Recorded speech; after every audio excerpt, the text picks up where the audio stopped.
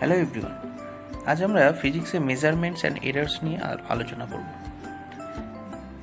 আমরা আগেই বলেছি যে ফিজিক্সকে এক্স্যাক্ট সায়েন্স বলা হয়, কারণ ফিজিক্স মেজারমেন্টে বিশ্বাস করে। তাহলে ফিজিক্সে আমরা মেজারমেন্ট কার করব? আমরা জানি যে কোনো একটা ফিজিক্যাল কোয়ান্টিটি তাকেই মেজার করা সম্ভব হয়, মানে সেটা হতে পারে মাস, সেটা হতে পারে লেংথ, সেটা হতে পারে ভেলোসিটি, সেটা হতে পারে ফোর্স। তাহলে কোনো একটা ফিজিক্যাল কোয়ান্টিটির মেজারমেন্ট করলে আমরা যে রেজাল্ট পাবো তার মধ্যে একটা নিউমেরিক্যাল ভ্যালু পার্ট থাকে আর একটা থাকে ইউনিট। ফর এক্সাম্পল, যদি আমি মাস মেজার করি, তাহলে সাপোজ আমি রেজাল্ট পেলাম 3 কেজি, তাহলে এখানে 3টা হচ্ছে নিউমেরিক্যাল ভ্যালু আর কেজিটা হলো এসআই ইউনিট অফ মাস। এবারে আমরা দেখি যে কোনো একটি ফিজিক্যাল কোয়ান্টিটির এক্সপেরিমেন্টাল ভ্যালু থিওরিটিক্যাল ভ্যালুর কাছাকাছি পৌঁছতে গেলে নাম্বার অফ মেজারমেন্ট কিন্তু অনেক বেশি করতে হবে। ফর এক্সাম্পল, আমি যদি বলি যে small g, that is acceleration due to gravity, সেটা 9.8 metre per second square value on the surface of earth, average value. আমি যদি এবার কোনো এক্সপেরিমেন্টের মাধ্যমে স্মল জি এর ভ্যালু মেজার করতে চাই, তাহলে স্মল জি এর ভ্যালু মেজার করার জন্য আমি নাম্বার অফ মেজারমেন্ট বা নাম্বার অফ এক্সপেরিমেন্ট যত বাড়াবো তত কিন্তু স্মল জি এর ভ্যালুটা আস্তে আস্তে 9.8 মিটার পার সেকেন্ড স্কোয়ারের দিকে অ্যাপ্রোচ করবে। তাহলে আমি দেখতে পাচ্ছি কোনো একটি ফিজিক্যাল কোয়ান্টিটির নাম্বার অফ মেজারমেন্ট বেশি হলে কিন্তু এরার মিনিমাইজ হয়। তাহলে এখানে আর একটা জিনিসের ব্যাপার আছে, সেটা হচ্ছে অ্যাকিউরেসি অ্যান্ড প্রিসিশন। অ্যাকিউরেসি কি না, অরিজিনাল ভ্যালুর কতটা কাছাকাছি আমার রেজাল্ট পৌঁছচ্ছে, এক্সপেরিমেন্টাল রেজাল্ট, সেটাকে আমরা বলবো অ্যাকিউরেসি।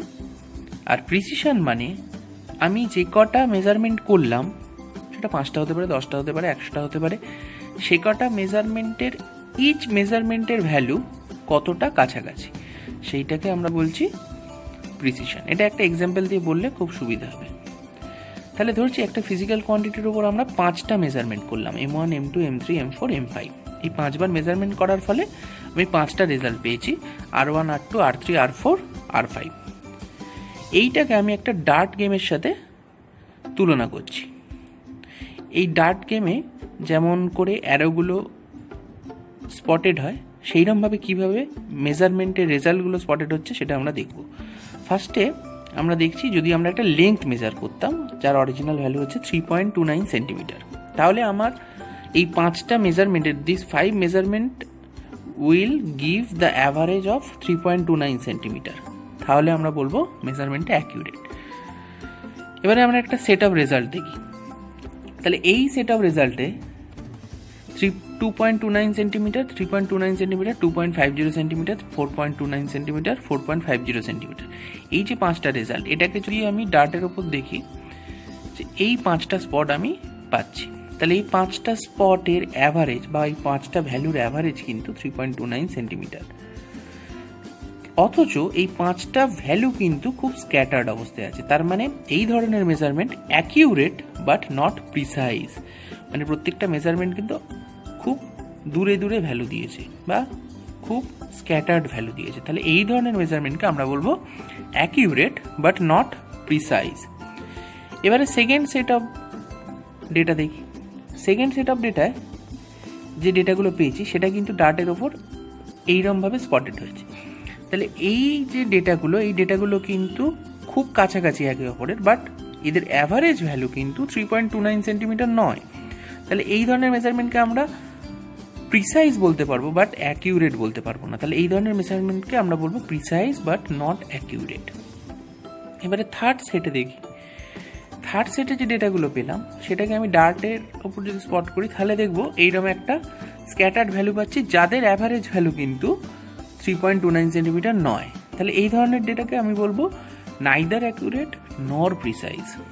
এবারে লাস্টলি যদি এই ধরনের আমি 5টা ভ্যালু পাই, 3.28 centimetre, 3.29 centimetre, 3.31 centimetre, 3.30 centimetre, 3.27 centimetre, তাহলে এরা ডার্টের ওপর দেখো একটা প্যাটার্ন অবস্থায় আছে, মানে এরা কাছাকাছি প্লাস এদের অ্যাভারেজটাও কিন্তু 3.29 সেন্টিমিটার। তাহলে এই ধরনের ডেটাকে আমি বলবো বোথ অ্যাকিউরেট অ্যান্ড প্রিসাইজ। তাহলে আমাদের টার্গেট কিন্তু সবসময় কোনো একটা মেজারমেন্টের রেজাল্টকে অ্যাকিউরেট অ্যান্ড প্রিসাইজ বোথ করা। এবারে আমরা দেখি যে এখানে যেমন পয়েন্টের পর ডেসিমাল প্লেসে 2 ডেসিমাল প্লেস অবধি আমরা ভ্যালুটাকে রেখেছি। এখানে কিন্তু প্রিসাইজ মেজারমেন্টের আর একটা দিক আছে, যে যত এই পয়েন্টের পরে ডেসিমাল প্লেস বাড়বে তত কিন্তু মোর অ্যাকিউরেট হবে, মানে তত এই পয়েন্টগুলো অরিজিনাল ভ্যালুর কাছাকাছি আসবে। মানে আমি যত অ্যাকিউরেট মেজারমেন্ট করতে চাই তত কিন্তু আমার এই ডেসিমাল প্লেস বাড়াতে হবে। তার মানে এই ডেসিমাল প্লেস আমি কী করে বাড়াতে পারি? By changing instrument. আমি কিন্তু একটা পার্টিকুলার ইনস্ট্রুমেন্টে একটা পার্টিকুলার ডেসিমাল প্লেসের রেজাল্ট পাবো। মানে আমি যদি মিটার স্কেল দিয়ে মাপি তাহলে কিন্তু এই রেজাল্ট আমি কোনোদিন পাবো না, কারণ মিটার স্কেলে মিনিমাম মাপা যায় 0.1 সেন্টিমিটার। মানে এই যে এই ডেটাটা কিন্তু আমি পাবো না, তাহলে আমি আপ টু 3.2 অবধি পেতে পারি। এবারে আমরা দেখব যে সিগনিফিকেন্ট ফিগার্স, কোনো একটা মেজারমেন্টের আমি কত পয়েন্ট অবধি রাখবো বা কত ডিজিট সিগনিফিকেন্ট। মানে এই যে স্মল জি এর ভ্যালু আমি বললাম, এই যে স্মল জি এর ভ্যালু আমি বললাম 9.8, এই যে 9.8, এই 9.8-এ আমি কেন 9.8 অবধি রাখলাম? এই পয়েন্টের পরে 8, 1, 3 এইগুলো কেন রাখলাম না? এই যে কনসেপ্টটা যে কত ডিজিট অবধি সিগনিফিকেন্ট বা কোনো একটা ভ্যালু দেওয়া থাকলে তার কত দূর অবধি সিগনিফিকেন্ট সেটা আমাদের এখানে দেখতে হবে। তাহলে এখানে সিগনিফিকেন্ট ফিগার্স নিয়ে কিছু রুল আছে, এগুলো মাথায় রাখলেই হবে। দেখো এখানে the significant figures in a measurement are the figures or digit that are known with certainty plus 1 that is uncertain. তাহলে সিগনিফিকেন্ট ফিগার কিন্তু কোনো একটা ফিজিক্যাল কোয়ান্টিটির কোন ডিজিট অফ দি সিগনিফিকেন্ট সেটা আমাকে বলে দেয়। তাহলে আমি এখানে 7টা রুল দেখব, যেখানে আমি কোনো একটা মেজারমেন্টের যে ভ্যালু পাবো সেই ভ্যালুর কটা সিগনিফিকেন্ট ফিগার আছে বা কটা সিগনিফিকেন্ট ডিজিট আছে সেটা আমি বার করতে পারবো। তাহলে ফার্স্ট রুল কি? All non zero digits are significant, that is 1984। এই নাম্বারটা যদি দেখি এখানে কটা 1, 2, 3, 4 এই 4টে সিগনিফিকেন্ট ফিগার্স আছে। তাহলে এইটায় 4টে সিগনিফিকেন্ট ফিগার্স আছে, তাহলে সমস্ত নন জিরো ডিজিট কিন্তু সিগনিফিকেন্ট ধরতে হবে। সেকেন্ড রুল হচ্ছে all the zeros between 2 non zero digits are significant. মানে ফর এক্সাম্পল এই যে 10806 এখানে কিন্তু দুটো জিরোই দুটো নন জিরো ডিজিটের মাঝখানে আছে। যেমন এই ফার্স্ট জিরোটা 1 আর 8 এর মাঝে আছে, সেকেন্ড জিরোটা 8 আর 6 এর মাঝে আছে। তাহলে এখানে কিন্তু সিগনিফিকেন্ট ফিগার্সের মধ্যে এই দুটো জিরোও পড়বে। তাহলে এখানে সিগনিফিকেন্ট ফিগার্স হচ্ছে টোটাল 5। নেক্সট থার্ড রুল হচ্ছে all the zeros to the left of first non zero digit are non significant, that is এটা আমরা আগে জানি যে 00108 মানে কিন্তু অ্যাকচুয়ালি 108। তাহলে এখানে কিন্তু সিগনিফিকেন্ট ফিগার্স হবে 3টে। তাহলে নন জিরো ডিজিটের লেফট সাইডে কোনো জিরো কিন্তু সিগনিফিকেন্ট নয়, ওটা লেখা না লেখা সমান। নেক্সট রুল হচ্ছে if the number is less than 1, zeros on the right of the decimal point but two the left of the first non-zero digits are not significant, that is আমি যদি example দিয়ে দেখি যে 0.002308, তাহলে এখানে এই যে 2টা first non zero digit after decimal point, that is point. তাহলে পয়েন্টের পরে ফার্স্ট নন জিরো ডিজিটটা দেখতে হবে 1 নাকি তার চেয়ে বেশি। তাহলে এটা যেহেতু 2, তাহলে 2 কি 1 এর থেকে বেশি, তাহলে এর লেফট সাইডে যে কটা জিরো থাকবে সেগুলো কিন্তু সব নন সিগনিফিকেন্ট হবে। তাহলে এখানে টোটাল সিগনিফিকেন্ট ফিগার কটা না 4টে, তাহলে এখানে টোটাল 4 সিগনিফিকেন্ট ফিগার্স। নেক্সট হচ্ছে the trailing zeros. Trailing zeros মানে কি? 0 to the right of the last non zero digit in a number with a decimal point are significant. তাহলে ডেসিমালের পরে এখানে আমি দেখতে পাচ্ছি কি 01 আছে, তাহলে এখানে 01 এটা একটা ইন্টিজার নাম্বারের মতো। আমি যদি 080টা বাদ দিই, 0.080টা বাদ দিই, তাহলে 01 এর ক্ষেত্রে কটা সিগনিফিকেন্ট ফিগার আসছে? আমরা এই রুল থেকে দেখছি যে এটা একটা সিগনিফিকেন্ট ফিগার, কারণ এই জিরোটা কাউন্ট হবে না।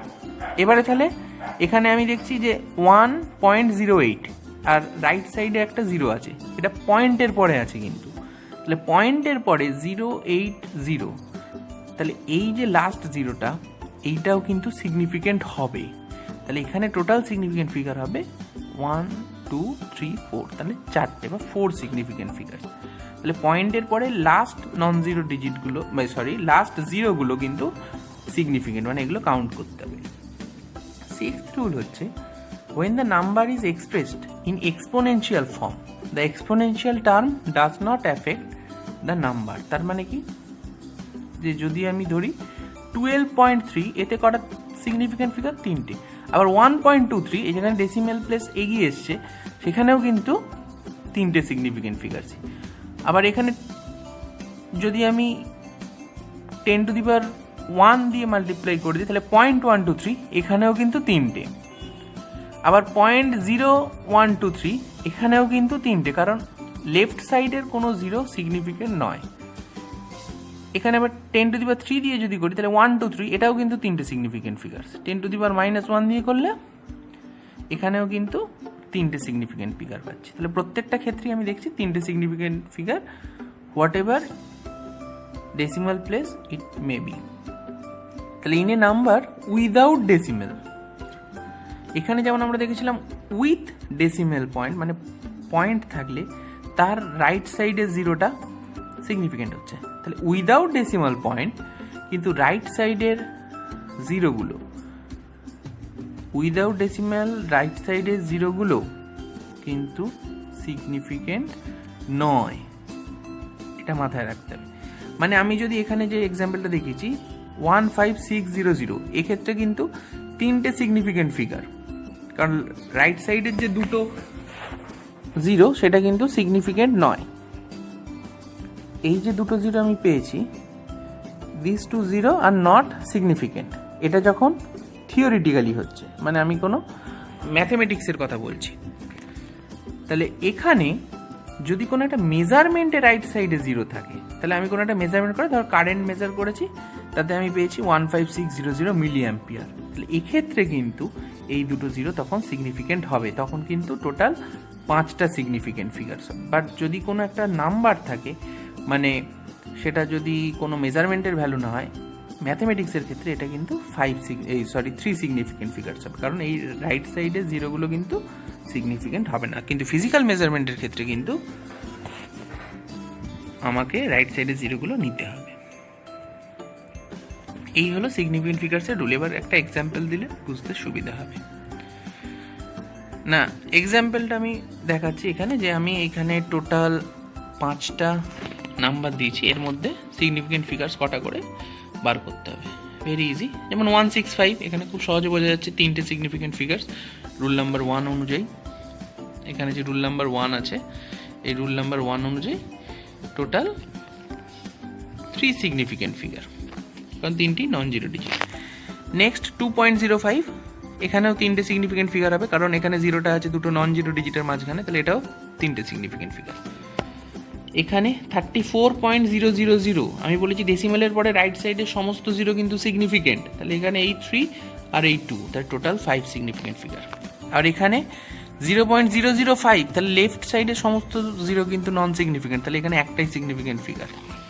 আর এখানে 0.02340, এখানে লেফট সাইডের সমস্ত জিরো ইনসিগনিফিকেন্ট বা নট সিগনিফিকেন্ট, বাট রাইট সাইডের জিরো সিগনিফিকেন্ট, তাহলে এখানে টোটাল 4টে সিগনিফিকেন্ট ফিগার। এরপরে আমরা দেখব যে রাউন্ডিং অফ।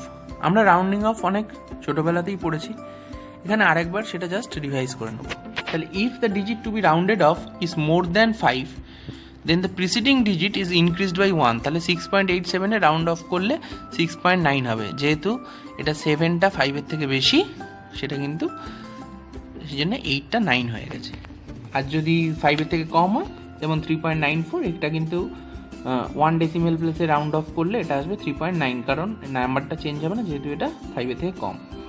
এবারে যদি ডিজিটটা 5 হয়, তাহলে ডিজিটটা যদি 5 হয়, আমায় দেখতে হবে যে আগের ডিজিটটা কি আছে। মানে এখানে যে 14.35, তাহলে 14.35-এ 5-এর আগে আছে 3, তাহলে এই 3টা কিন্তু 4 হয়ে যাবে, যেহেতু এই 3টা হচ্ছে অড নাম্বার। আবার এখানে 14.45, এখানে এটা আছে 4, 5-এর আগের ডিজিট আছে 4, এটা কিন্তু চেঞ্জ হবে না, যেহেতু এটা একটা ইভেন নাম্বার।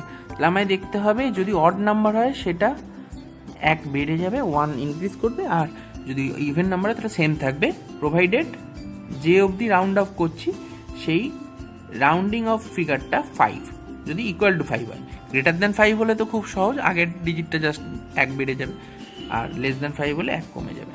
তাহলে রাউন্ড অফটা কেন করব না, to represent the result of any computation containing more than 1 uncertain digit, it is rounded off to appropriate number of significant figures. মানে আমার যদি স্মল জি এর ভ্যালু, যেটা আমি এক্সাম্পল দিচ্ছিলাম, স্মল জি এটা ইজিক্যাল টু 9.8, তাহলে এটা যদি 9.81 হয় তাহলে এটা কিন্তু রাউন্ড অফ করে আমরা 9.8 লিখি। এইটাই হলো রাউন্ডিং অফের কারণ।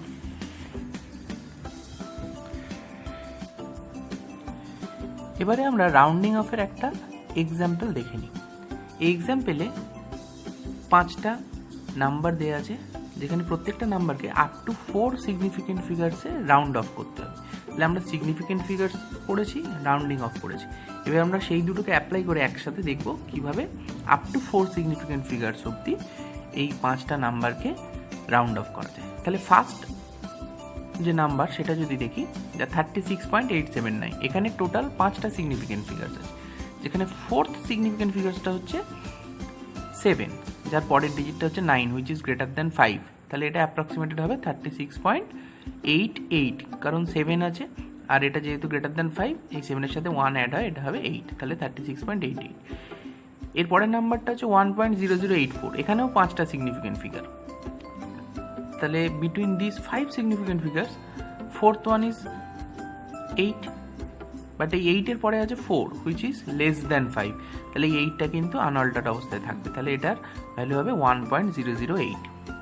এবারে থার্ড নাম্বার 11.115, তাহলে এই 11.115 এর ফোর্থ ডিজিটটা হচ্ছে 1, তাহলে এই অবধি আমাকে রাখতে হবে, ফোর্থ ডিজিট অবধি। তাহলে 1-এর পরে আছে 5, তাহলে আমরা আগের রুল 3-তে দেখেছি যে যদি রাউন্ডিং অফ ফিগারটা 5 হয়, তার আগের ডিজিটটা যদি অড হয়, তাহলে এইটা জাস্ট নেক্সট ইভেন হয়ে যাবে, মানে 1 আছে, এটা হয়ে যাবে 2।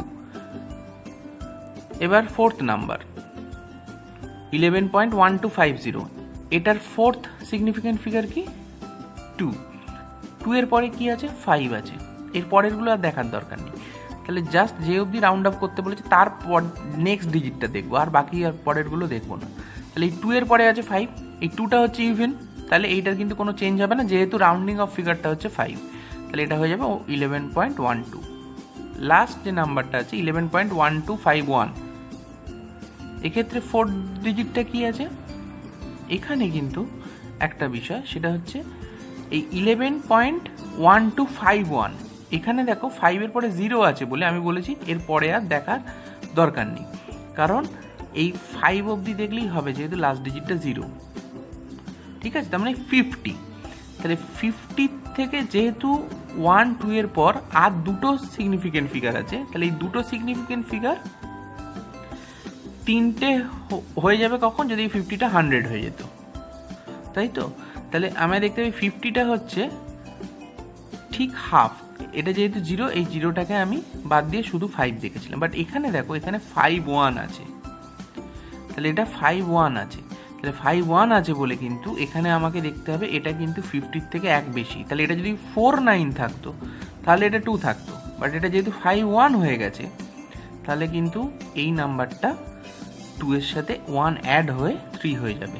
তাহলে এটা মাথায় রাখতে হবে, যদি এরকম দুটো সিগনিফিকেন্ট ফিগার থাকে তাহলে কিন্তু আমাকে দেখতে হবে ওটা 5-এর, মানে যে দুটো সিগনিফিকেন্ট ফিগার আছে, এই যে 5-1, এই লাস্ট ডিজিটটার ওপরেও কিন্তু সেক্ষেত্রে ডিপেন্ড করবে, যেটা এখানে 0 ছিল বলে ডিপেন্ড করছিল না।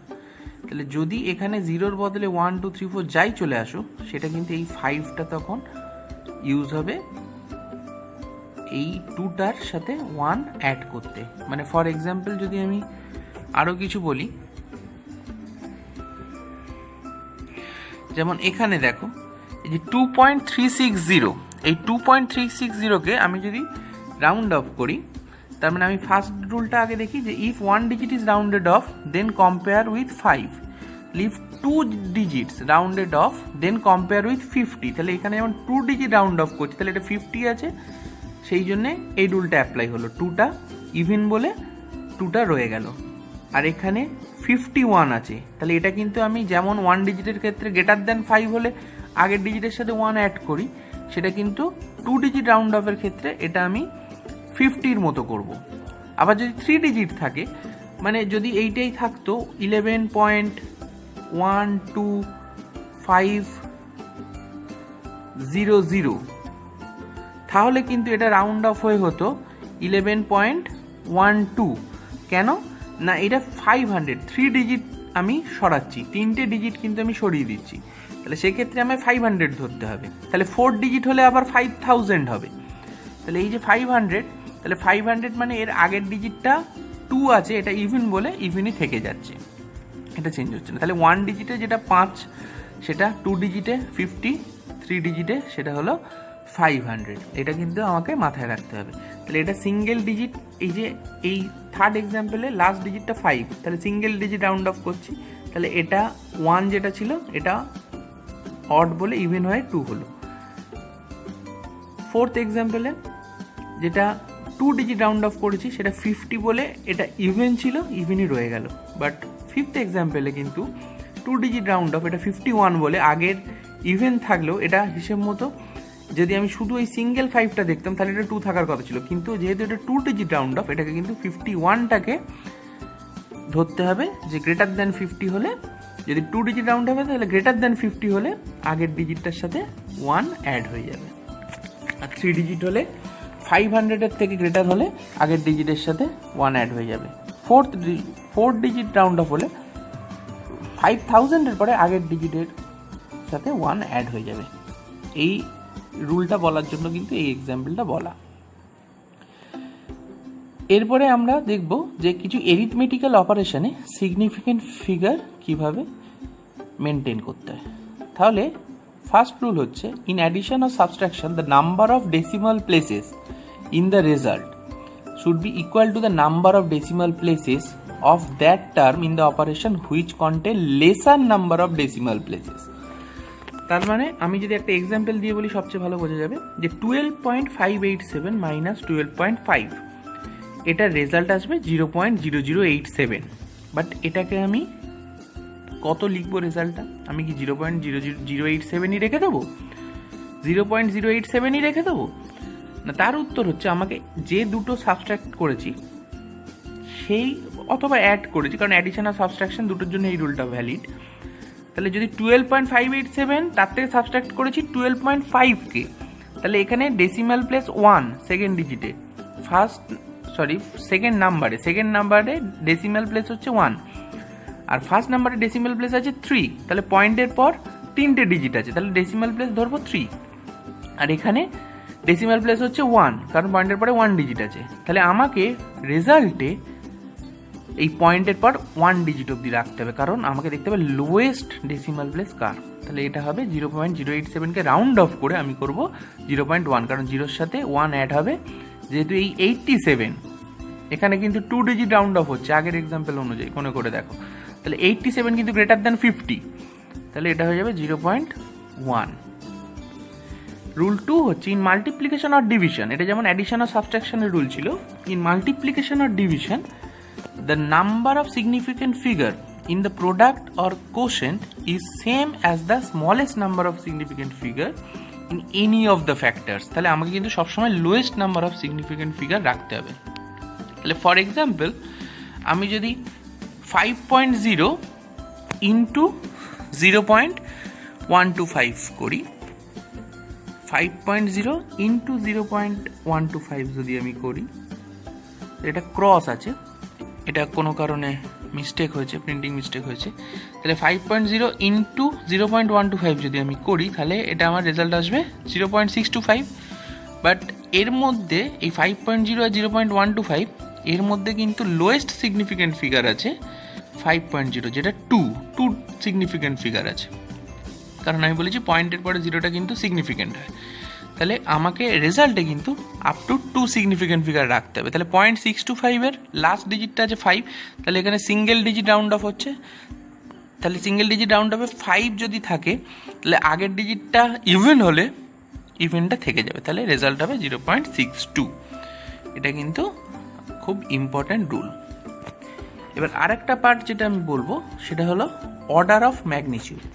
অর্ডার অফ ম্যাগনিটিউড কি না, order of magnitude of A quantity is the power of 10 required to represent that quantity. The power is determined after rounding of the value of the quantity properly. For rounding off, the last digit is simply ignored if it is less than 5 and it is increased by 1 if it is 5 or more than 5. তার মানে when a number is divided by 10 to the power x, where x is the order of magnitude, the result will always lie between 0.5 and 5. তার মানে n মানে যে নাম্বারটা আছে তাকে যদি আমি অর্ডার অফ ম্যাগনিটিউড দিয়ে ডিভাইড করি সেটা 5 আর 0.5 এর মাঝখানে থাকবে। এটা কিন্তু সবসময় দেখতে হবে যে 5 এর থেকে ছোট হবে আর 0.5 এর থেকে বড় হবে, তবেই কিন্তু আমি অর্ডার অফ ম্যাগনিটিউড বার করতে পারবো। তাহলে অর্ডার অফ ম্যাগনিটিউড বার করার জন্য আমার যদি কোনো একটা নাম্বার দেওয়া থাকে তার অর্ডার অফ ম্যাগনিটিউড বার করতে বলে, আমি তাকে 10 to the power x দিয়ে ডিভাইড করে দেখব সেটা যেন 0.5 এর থেকে বড় হয় এবং 5 এর থেকে ছোট হয়, এইটা আমাকে দেখতে হবে। মানে ফর এক্সাম্পল যদি আমি বলি যে এটা 6 into 10 to the power 8, 6 into 10 to the power 8, এক্ষেত্রে 6 into 10 to the power 8 A order of magnitude কত হবে না, এখানে আমাকে 0.5 এর থেকে বড় রাখতে হবে, 5 এর থেকে ছোট রাখতে হবে। তাহলে এখানে 6টা কি, এই 6টা কিন্তু 5 এর থেকে বড়, তাহলে আমি কি করব, এই 10 to the power 8টাকে অ্যাডজাস্ট করব 6 এর সাথে। কিভাবে না, আমি করব 0.6 ইন্টু 10 to the power কত হবে, তাহলে এটা হবে 10 to the power 9। তাহলে আমি করব 0.6 into 10 to the power 9, 0.6 into 10 to the power 9 করলে কিন্তু রেজাল্টটা আলটিমেটলি একই থাকছে, 6 into 10 to the power 8।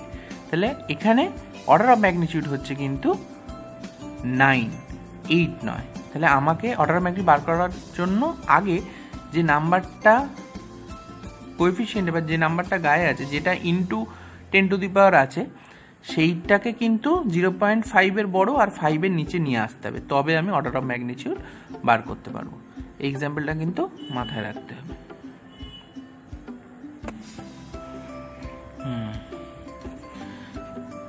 Example আমি এখানে অলরেডি আর একটা এক্সাম্পল দেখেছি, যেমন 49, তাহলে 49কে আমি 5 এর নিচে নামাতে গেলে 4.9 ইন্টু 10 to the power 1, এর প্রত্যেকটার মাঝখানে একটা করে ইন্টু আছে, সেগুলো এখানে নেই, দেখানো নেই। তাহলে জাস্ট অর্ডার অফ ম্যাগনিটিউডটা এই সাইডে দেখানো হয়েছে। তাহলে 4.9 ইন্টু 10 to the power 1, তাহলে এখানে অর্ডার অফ ম্যাগনিটিউড হবে 1। আবার 51, তাহলে এটাই লিখতে পারি 5.1 ইন্টু 10 to the power 1। তাহলে এখানে কিন্তু 5.1টা ধরবো না আমি, কেন না, আমাকে মনে রাখতে হবে এখানে 5 এর নিচে আনতে হবে। তাহলে 5 এর নিচে আনতে গেলে আমাকে কিন্তু এখানে 0.51 করতে হবে। তাহলে 0.51 করলে এটা 10 স্কোয়ার হয়ে যাবে, তখন অর্ডার অফ ম্যাগনিটিউড হয়ে যাবে 2। এইভাবে সব কটার ক্ষেত্রে তোমরা বার করে নিতে পারো। এখানে আর একটা এক্সাম্পল আমি দেখাচ্ছি যেখানে সিগনিফিকেন্ট ফিগার্স সম্বন্ধে আইডিয়াটা আরও ক্লিয়ার হয়ে যাবে।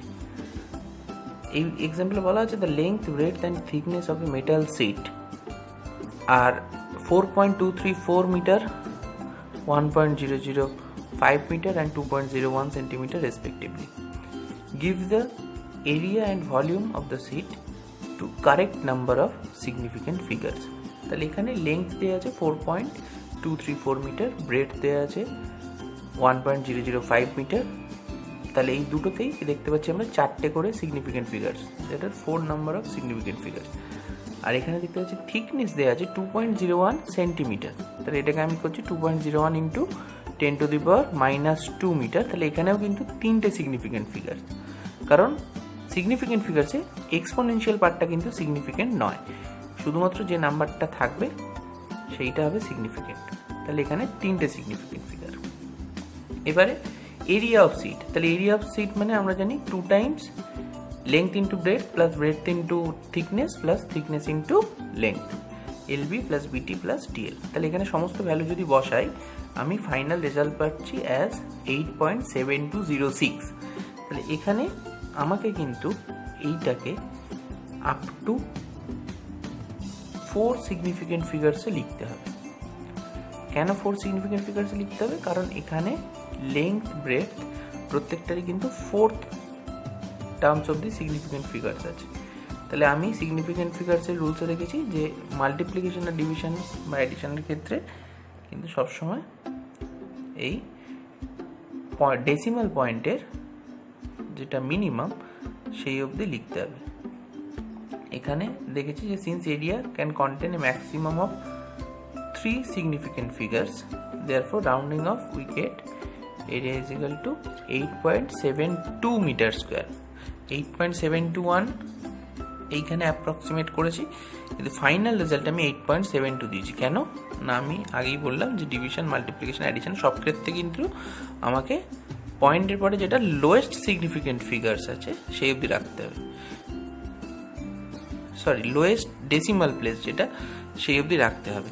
তাহলে এখানে কিন্তু ডেসিমাল প্লেস, এখানে 4টে significant figure, but decimal place কিন্তু 3টে। তাহলে এখানে 3টে ডেসিমাল প্লেস, ব্রেডতেও 3টে ডেসিমাল প্লেস, আর থিকনেসে কিন্তু দেখো 2টো ডেসিমাল প্লেস। তাহলে অ্যাকর্ডিং টু রুল 2, মানে যেটা সিগনিফিকেন্ট ফিগারের মধ্যে আমি দেখতে পাচ্ছি সিগনিফিকেন্ট ফিগার বা যেটা আমি বলতে পারি যে রাউন্ডিং অফ, আমি যদি একটু আগে গিয়ে দেখি যে এই রুলটা এখানে দেখো, in multiplication or division the number of significant figure in the product or quotient is same as the smallest number of significant figure in any of the factor. তাহলে আমি এখানে আবার দেখেছিলাম যে ডেসিমাল প্লেসে কিন্তু লোয়েস্ট যে ডেসিমাল প্লেস সেটা রাখতে হবে। তাহলে এখানে কিন্তু এইটা মাল্টিপ্লিকেশন অ্যাডিশন মিলিয়ে আছে। তাহলে এখানে আমি দেখবো যে লোয়েস্ট সিগনিফিকেন্ট ফিগার এই থিকনেস ব্রেড তার লেংথের মধ্যে যার আছে সেইটাই হবে আমার ফাইনাল রেজাল্টের সিগনিফিকেন্ট ফিগার। তাহলে লোয়েস্ট আছে এখানে যে 2.01, তাহলে এখানে 3টে সিগনিফিকেন্ট ফিগার, তাহলে এরিয়া হবে 8.72 মিটার স্কোয়ার। লাইকওয়াইজ ভলিউম কি হবে LBT, কারণ length into breadth into thickness. তাহলে এটার রেজাল্ট পাচ্ছি আমি 0.0855289। তাহলে এটাকে আমি কটা সিগনিফিকেন্ট ফিগার অবধি রাখবো না, এটাকে আমার 3টে সিগনিফিকেন্ট ফিগার অবধি রাখতে হবে, কারণ থিকনেসে আমি এখানে দেখেছি 3টে সিগনিফিকেন্ট ফিগার। তাহলে এখানে 8-এর আগের যে জিরোগুলো সেগুলো সিগনিফিকেন্ট নয়, তাহলে আমাকে 855 অবধি রাখতে হবে, তবে আমার 3টে সিগনিফিকেন্ট ফিগার হবে। তাহলে ভলিউম হবে 0.0855 মিটার কিউব। এইগুলো কিন্তু আমাদের খুব মাথায় রাখতে হবে। এবং এখানে আরেকটি কথা আমি বলে রাখি যে কোনো ইনস্ট্রুমেন্টের ক্ষেত্রে কিন্তু কোনো প্র্যাকটিক্যাল যখন আমরা করব ফিজিক্সে, তখন কিন্তু আমাকে দেখতে হবে যে ওই ইনস্ট্রুমেন্টটা দিয়ে আমি মিনিমাম কতটা মাপতে পারি, সেটাও কিন্তু সিগনিফিকেন্ট ফিগার্সের একটা ফ্যাক্টর। যেমন আমি বলছি যে মিটার স্কেলে আমি কতটা মাপতে পারি, মিটার স্কেলে আমি মাপতে পারি আপ টু 0.1 সেন্টিমিটার। তাহলে কোনো একটা মিটার স্কেলে যদি আমি 3টে মেজারমেন্ট নিই, তাহলে একটার রেজাল্ট এলো হয়তো 1.2, একটা রেজাল্ট এলো 1.4, আর একটা রেজাল্ট এলো 1.3। তাহলে এটার অ্যাভারেজ কত হবে? তাহলে আগে সাম করি। তাহলে এটার অ্যাভারেজ হবে 3.9, তাহলে বাই 3 মেজারমেন্টস ওয়ার দেয়ার, তাহলে এটার রেজাল্ট আসছে 1.3। এটা কিন্তু আমি দেখতে পাচ্ছি যে এটার রেজাল্ট আসছে 1.3। এইবারে এটা কোনো অসুবিধা নেই, কারণ এখানেও পয়েন্টের পরে 1 ডেসিমাল প্লেস অবধি সিগনিফিকেন্ট, মানে এখানে টোটাল 2 সিগনিফিকেন্ট ফিগার্স হবে, বা ডেসিমাল প্লেস, কারণ যেহেতু আমি মিটার স্কেল দিয়ে পয়েন্টের পরে 1 ডিজিট অবধি মাপতে পারি, মানে 1.2 মিটার, 1.4 মিটার, এগুলো সব মিটারে, এগুলো সব সেন্টিমিটারে। তাহলে 1.4 সেন্টিমিটার, এখানে 1.3 সেন্টিমিটার, এই অবধি মাপতে পারি। তাহলে এখানে কিন্তু কখনোই অ্যাভারেজে যদি এই 3.1 বা 3.2 আসে সেটা রাখা যাবে না। আমার সবসময় কিন্তু ওই পয়েন্টের পরে বা ডেসিমেল প্লাস 1ই রাখতে হবে, এটা কিন্তু একটু মাথায় রাখার বিষয়। তাহলে এবারে আমি যে এক্সাম্পলটা দিচ্ছি, ধরি এখানে এই 1.2টা আমি পাইনি, আমি পেয়েছি 1.4 সেন্টিমিটার আর 1.3 সেন্টিমিটার। তাহলে আমার রেজাল্ট কত আসবে? তাহলে আমার রেজাল্ট আসবে 2.7/2। তাহলে 2.7/2 মানে 1 পয়েন্ট কত হবে? 1.35। তাহলে 1.35 এইটার ডবল করলে কিন্তু 2.7 হচ্ছে। তাহলে এইটা হচ্ছে আমার অ্যাভারেজ 1.35। তাহলে এই 1.35 এইটা কিন্তু আমি রেজাল্টে লিখতে পারবো না। তাহলে এটা আমি কত করতে হবে? এটা আমি রাউন্ড অফ করতে হবে up to this, that is up to 2 significant figure বা 1 ডেসিমাল প্লেস অবধি। তাহলে এটা রাউন্ড অফ করলে কত হবে? রাউন্ডিং অফের রুল অনুযায়ী এটা হয়ে যাবে 1.4। কেন না? এটা 5 আছে, 5 আছে মানে আগের ডিজিটটা যদি অড হয় তাহলে এটা নেক্সট ইভেন করে দিতে হবে। তাহলে এটা 1.3 ছিল, এটা হয়ে যাবে 1.4 অ্যাজ অ্যাভারেজ রেজাল্ট। এইগুলো কিন্তু খুব মাথায় রাখতে হবে আমরা যখন প্র্যাকটিক্যাল করব বা ফিজিক্সের কোথাও মেজারমেন্ট করব, এই জিনিসগুলো ভীষণ ভাইটাল।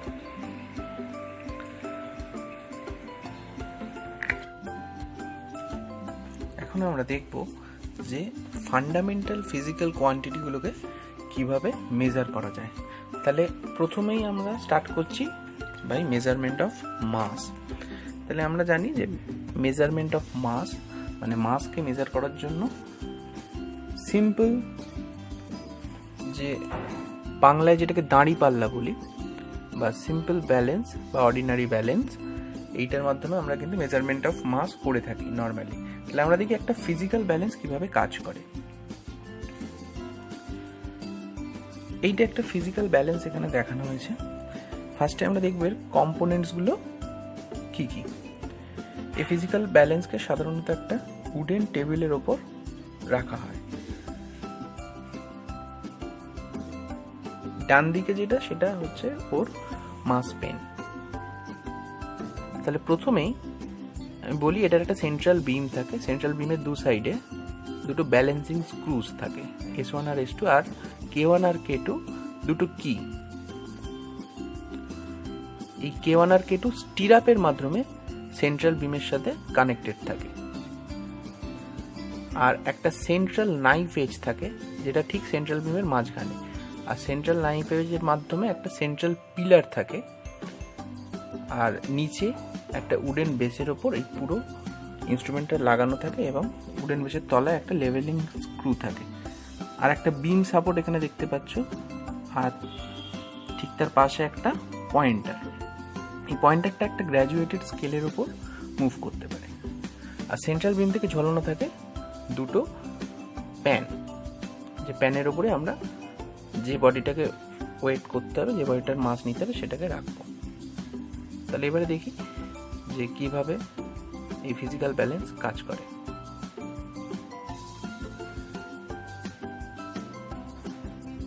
তাহলে এই ফিজিক্যাল ব্যালেন্স দিয়ে মাস মেজার করার আগে এই ফিজিক্যাল ব্যালেন্সকে প্রথমে হরাইজন্টাল করে নিতে হবে। এই হরাইজন্টাল করে নেওয়ার জন্য নিচে স্ক্রুগুলোকে ঘুরিয়ে তারপরে মাঝখানের স্ক্রুটাকে ঘুরিয়ে দেখতে হবে যে এই পয়েন্টারটা এই স্কেলের 0 পয়েন্টের দু সাইডে সমানভাবে অসিলেট করছে কিনা। মানে লেফট সাইডেও যদি 5 মার্ক অব্দি যায় তাহলে রাইট সাইডেও যেন 5 মার্ক অব্দি যায়। যদি এরম যায় তাহলে বুঝতে হবে এটা কিন্তু ব্যালেন্স হয়ে গেছে। তাহলে এটা ব্যালেন্স হওয়ার পর একটা আর্টিকেল যেটার মাস নিতে হবে সেটাকে আমি লেফট প্যানে রাখবো। তারপর ওর সমান একটা ওয়েট আর সমান একটা মাস রাইট প্যানে রাখলে এটা ব্যালেন্স হয়ে যাবে। ব্যালেন্স হয়ে যাবে মানে কি, এই যে পয়েন্টারটা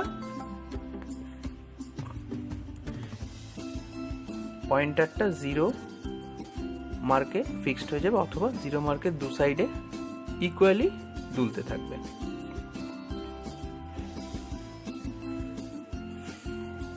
এইভাবে আমরা একটা মাস মেজার করতে পারি বাই ফিজিক্যাল ব্যালেন্স। তো যে ভার্নিয়ার ক্যালিপার্স ইউজ করে কি করে লেংথ মেজার করা যায়। আমরা সবাই জানি যে কোনো বড় লেন্থকে আমরা মিটার স্কেলের মাধ্যমে মাপতে পারি। তাহলে মিটার স্কেল ছেড়ে কেন আমরা ভার্নিয়ার ক্যালিপার্স ইউজ করব? তার কারণ হলো মিটার স্কেলে মিনিমাম 0.1 সেন্টিমিটার অবধি মাপা সম্ভব বা 1 মিলিমিটার অবধি মাপা সম্ভব। তাহলে এর চেয়ে ছোটো মেজারমেন্ট যদি করতে হয় তাহলে কিন্তু আমাকে ভার্নিয়ার ক্যালিপার্স ইউজ করতে হবে, যেটাতে মিনিমাম 0.01 সেন্টিমিটার মাপা সম্ভব। তাহলে আমরা দেখি ভার্নিয়ার ক্যালিপার্স কি এবং কিভাবে এটা লেন্থ মেজার করতে ইউজ হয়। তাহলে এখানে দেখতে পাচ্ছ ভার্নিয়ার ক্যালিপার্স বিভিন্ন ইনস্ট্রুমেন্টের, ফিজিক্যাল ইনস্ট্রুমেন্টের লেন্থ, ডেপথ, ইন্টারনাল ডায়ামিটার ইত্যাদি মেজার করতে কিন্তু কাজে লাগে।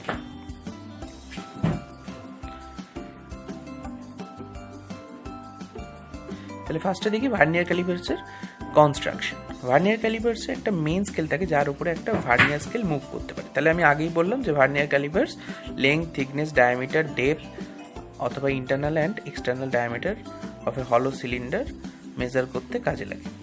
তাহলে আমি এখানে দেখতে পাচ্ছি যে ওপরের ভার্নিয়ার স্কেলটা কিন্তু খুব সহজেই মেন স্কেলের ওপরে মুভ করছে। পিয়ার ভার্নিয়ার ফার্স্ট এই ইনস্ট্রুমেন্টটি আবিষ্কার করেছিলেন, সেই জন্য তার নাম অনুসারে এটাকে ভার্নিয়ার ক্যালিপার্স বলা হয়। অনেকে এটাকে স্লাইড ক্যালিপার্সও বলে থাকে। এই মেন স্কেলের মিনিমাম যতটা মাপা যায় সেটা হলো 1 মিলিমিটার, জাস্ট মিটার স্কেলের মতোই, দ্যাট ইজ 0.1 সেন্টিমিটার। আর ভার্নিয়ার স্কেলের কোনো ইউনিট থাকে না, এটা সাধারণত 10 মার্কস থাকে। এই মেন স্কেলের লেফট সাইডে একটা জ থাকে যেটাকে J1 বলছি, আর ভার্নিয়ার স্কেলের রাইট সাইডে একটা জ থাকে যেটাকে J2 বলছি। তাহলে এখানে দেখো রেড মার্ক দিয়ে মেন স্কেলের যে লাইনগুলো সেগুলোকে দেখানো হয়েছে, আর ব্লু মার্ক দিয়ে ভার্নিয়ার স্কেলের মার্কগুলোকে দেখানো হয়েছে। এই দুটি জ ভার্নিয়ার স্কেল আর মেন স্কেলের দুটো জ কিন্তু প্যারালাল থাকতে হবে, এটা মাথায় রাখতে হবে। তাহলে ভার্নিয়ার ক্যালিপার্স লেন্থ মেজার করতে বা ডায়ামিটার অফ স্ফিয়ার মেজার করতে এই নিচের জ দুটোর মাধ্যমে আমরা করতে পারি, আর আপার জয়ের মাধ্যমে আমরা কোনো হলো সিলিন্ডার আর পাইপের ইন্টারনাল ডায়ামিটার মেজার করতে পারি। আর ঠিক মেন স্কেলের পিছনে একটা লং স্ট্রিপ থাকে, যে লং স্ট্রিপটা ভার্নিয়ার স্কেল মুভমেন্টের মাধ্যমে মুভ করে, সেইটার মাধ্যমে আমরা internal depth of A cylinder খুব সহজে মেজার করতে পারি।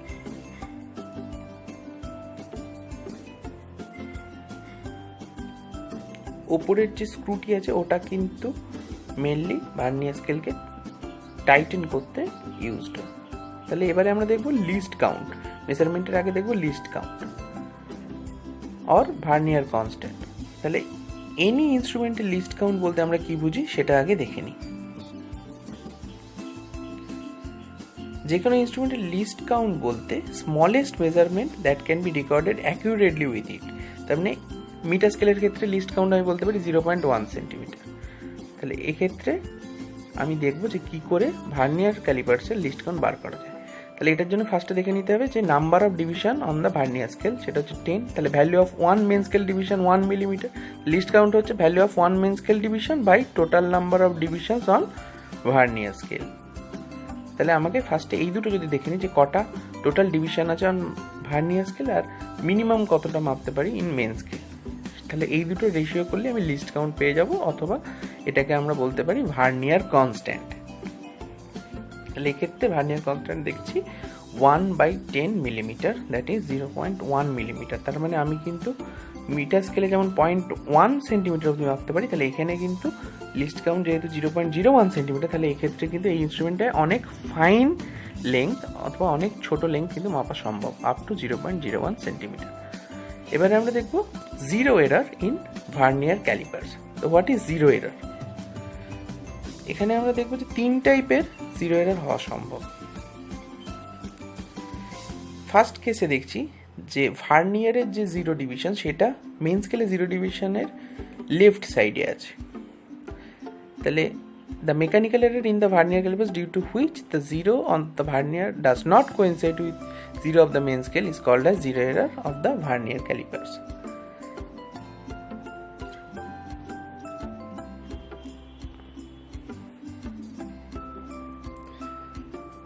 তাহলে প্রথম যে কেসটা বললাম সেটা জিরোর সাথে জিরোতে যদি ম্যাচ করে, মানে ভার্নিয়ারের জিরো আর মেন স্কেলের জিরো যদি ম্যাচ করে, তাহলে জিরো এরর হচ্ছে নীল।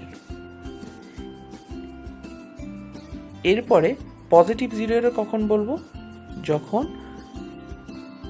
ভার্নিয়ারের জিরো নয়, ভার্নিয়ারের অন্য কোনো একটা ডিভিশন মেন স্কেলের যে কোনো একটা ডিভিশনের সাথে ওভারল্যাপ করে গেছে। অথবা আমি বলতে পারি ভার্নিয়ারের জিরোটা মেন স্কেলের জিরোর ডান দিকে আছে, তাহলে আমি সেটাকে বলবো পজিটিভ জিরো এরর। তাহলে এরকম ক্ষেত্রে আমাকে দেখতে হবে যে জিরো বাদে নেক্সট কোন ভার্নিয়ার ডিভিশনটা ওভারল্যাপ করেছে। এক্ষেত্রে 4, তাহলে 0.04 সেন্টিমিটার হবে positive zero error. Similarly negative zero এররের ক্ষেত্রে, মানে যেখানে zero mark of vernier, zero mark of main স্কেলের বাঁদিকে আছে, সেক্ষেত্রে নেগেটিভ জিরো এরর হবে। তাহলে এখানেও দেখতে হবে কোইনসাইড করছে কোন ভার্নিয়ার ডিভিশনটা মেন স্কেলের যে কোনো একটা ডিভিশনের সাথে। তাহলে জিরোর পরে নেক্সট কোন ডিভিশনটা ভার্নিয়ারের যে কোনো একটা ডিভিশনের সাথে ওভারল্যাপ করছে, সেটা হচ্ছে এখানে 6। তাহলে এখান থেকে জিরো এরর বার করার জন্য 10 - 6 করে তারপর লিস্ট কাউন্ট দিয়ে মাল্টিপ্লাই করতে হবে, করলে নেগেটিভ জিরো এরর পাবো।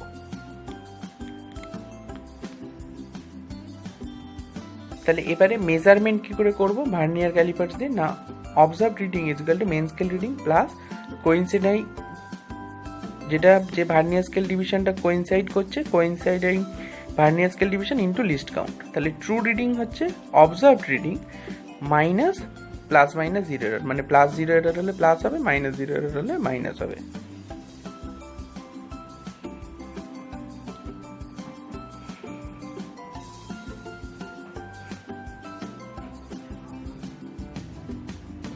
তাহলে অ্যাপ্লিকেশন অফ ভার্নিয়ার ক্যালিপার্স আমরা দেখলাম যে in engineering industry precise length, breadth, thickness, outer and inner রেডিয়া of হলো অবজেক্টস আর ক্যালকুলেটেড ইউজিং ভার্নিয়ার ক্যালিপার্স। তাহলে এইসব জায়গায় কিন্তু ভার্নিয়ার ক্যালিপার্সের ইউজ আছে। শুধু তাই নয়, length of small objects like components of A machine, breadth of A cantilever beam used in a building structure, cantilever মানে যে বিমটাকে বাঁকানো যায়, thickness of gauge of various steel sheets, outer diameter of the spherical valves used in automobiles, এই different জায়গায় কিন্তু application আছে। আর এটা তো আগেই বলেছি, ইনার ডায়ামিটার অফ হলো সিলিন্ডার মেজার করতেও ভার্নিয়ার ক্যালিপার্স ইউজড হয়।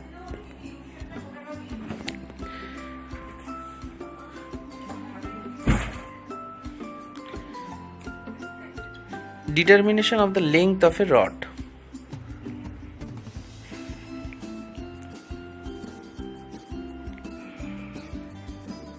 তাহলে আমি এই যদি এখানে একটা এক্সপেরিমেন্টের অবজারভেশন দেখি, তাহলে আমার বুঝতে সুবিধা হবে। ফার্স্টে আমি দেখছি যে কটা ভার্নিয়ার স্কেল ডিভিশন রয়েছে, এখানে 10, value of 1 main scale division 1 millimetre, তাহলে লিস্ট কাউন্ট আসবে আমার ঠিক আগের মতোই 0.01 সেন্টিমিটার।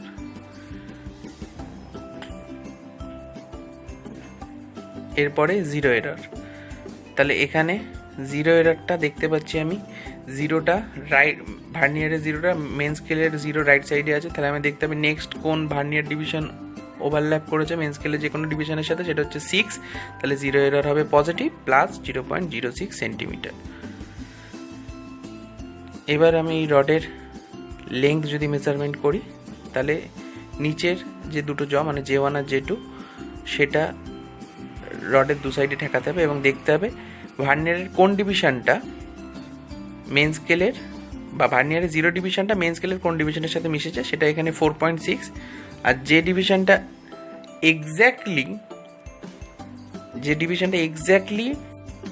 মেন স্কেলের যে কোনো একটা ডিভিশনের সাথে কোইনসাইড করেছে, সেইটা হবে ভার্নিয়ার স্কেল ডিভিশন বা ভার্নিয়ার স্কেল রিডিং।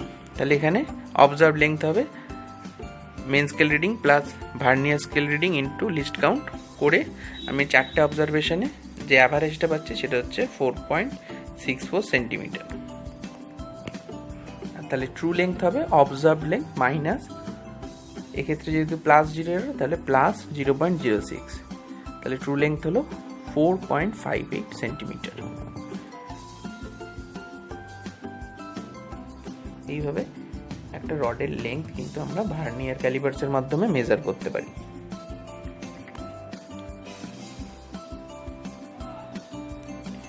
নেক্সট দেখবো স্ক্রু গেজের মাধ্যমে কিভাবে লেংথ মেজার করা যায়। তাহলে মিটার স্কেল ভার্নিয়ার ক্যালিপার ছেড়ে আবার কেন স্ক্রু গেজ? না, এই স্ক্রু গেজ আরও ফাইন লেন্থ মেজারমেন্ট করতে কাজে লাগে। মানে screw gauge actually up to 0.001 centimetre অবধি মেজার করতে পারে। তাহলে আমরা দেখে নিই স্ক্রু গেজ কীভাবে কাজ করে। স্ক্রু গেজকে অনেক সময় মাইক্রোমিটার স্ক্রু গেজও বলা হয়, due to its capability of measuring very fine lengths.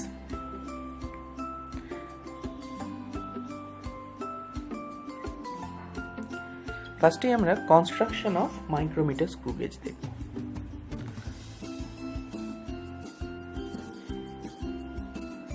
এই micrometer screw gauge diameter of a thin wire, thickness of a metal sheet up to accuracy of the third decimal place of a centimeter, মানে 0.001 centimetre অবধি আমরা minimum measure করতে পারি using screw gauge. তাহলে এই screw গেজের একটা you shaped frame থাকে, যার লেফট সাইডে একটা স্টার থাকে সলিড, আর রাইট সাইডে একটা সিলিন্ড্রিক্যাল নাট থাকে। এই স্ক্রুটা ওই সিলিন্ড্রিক্যাল নাটের মাধ্যমে ভেতরের দিকে ঢোকানো থাকে, আর একটা থিম্বলের মাধ্যমে এই মেন স্কেলের ওপর সার্কুলার স্কেলটা, এই থিম্বলের সামনের দিকে সার্কুলার স্কেল আঁকা থাকে, সেইটা মেন স্কেলের ওপর ঘুরতে পারে। এই যে সার্কুলার স্কেলটা,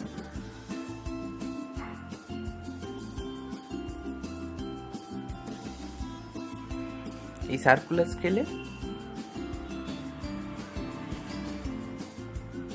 ঠিক পিছন দিকে, এই সার্কুলার স্কেলের ঠিক পিছন দিকে একটা র্যাসে থাকে। এই র্যাসেটার ঘোরালে এই স্ক্রুটা সামনের দিকে এগোয়। সামনের দিকে এগোলে এই যে এ আর বি আমি দুটো মার্ক করেছি, সেই দুটো মার্ক কিন্তু টাচ করবে একে অপরকে যদি পুরো র্যাসেটা আমি ঘুরিয়ে দিই। এইভাবে এটা দেখানো হয়েছে যে টাচ করে আছে এ আর বি দুটো এন্ড। তাহলে এবারে আমাদের pitch of a screw gauge. তাহলে pitch of a screw is the distance travelled by the tip of the screw when the head of the screw is rotated once. That is, the pitch is the distance between the two consecutive threads on it. তাহলে এটা আমরা যদি জটিল মনে হয় তাহলে আমরা numerically দেখি কিভাবে হয়। না, ফার্স্ট যেটা করতে হবে স্ক্রু গেজের পিচ ডিটারমাইন করার জন্য, যে distance move by the main scale after some rotation. তাহলে আমি এক্ষেত্রে 5টা রোটেশন নিয়েছি, 5 full rotation of circular scale. তাহলে 5 ফুল রোটেশন অফ সার্কুলার স্কেলে 5 মিলিমিটার মেন স্কেল মুভ করছে। তাহলে পিচ হবে distance covered by main scale by number of revolution. সেটা করলে আমি এখানে পাচ্ছি 1 millimetre, that is 0.001 centimetre. Sorry, এখানে 1 মিলিমিটার পাচ্ছি আমি শুধু স্ক্রু পিচ। এবারে আমি আসবো লিস্ট কাউন্টে। তাহলে লিস্ট কাউন্টটা আমার আসবে 0.001 সেন্টিমিটার।